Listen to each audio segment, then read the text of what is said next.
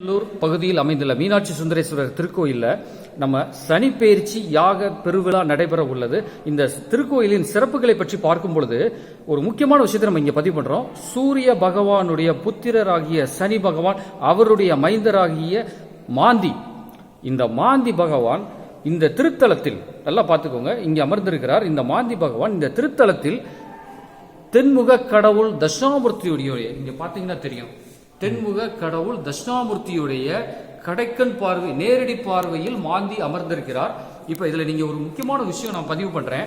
சனிப்பெயர்ச்சி தினம் அன்று 7 சனியால் பாதிக்கப்பட்டவர்களும் சரி, மற்ற கண்டச்சனி அட்டமத்து சனியால் பாதிக்கப்பட்டவர்களும் அதை தவிர்த்து சனியுடைய நற்பார்வை, நல்ல பலன்கள் நமக்கு கிடைக்கணும் என்று அப்படி நீங்க நினைச்சால் இந்த திருக்கோயிலுக்கு வருகை தந்து தென்முக கடவுள் தட்சிணாமூர்த்தியின் பார்வையில் அமர்ந்திருக்கும் ஸ்ரீ மாந்தியை வழிபட நிச்சயமாக சனீஸ்வரருடைய கடைக்கண் பார்வை உங்கள் மேல் பட்டு நல்ல பலன்களையும் நீங்கள் பெறலாம்.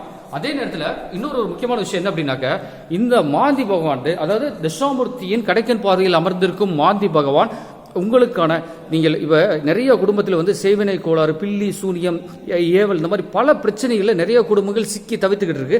ஸோ அந்த பிரச்சனைகளுக்கு என்ன தீர்வுன்னு தெரியாமையே நீங்க கஷ்டப்படுறீங்க.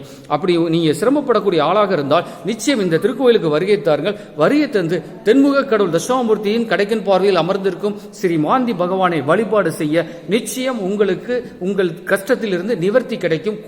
உங்கள் குடும்பம் சுபிட்சம் உண்டாகும். உங்கள் குடும்பத்தில் மகிழ்ச்சி நிலையும்.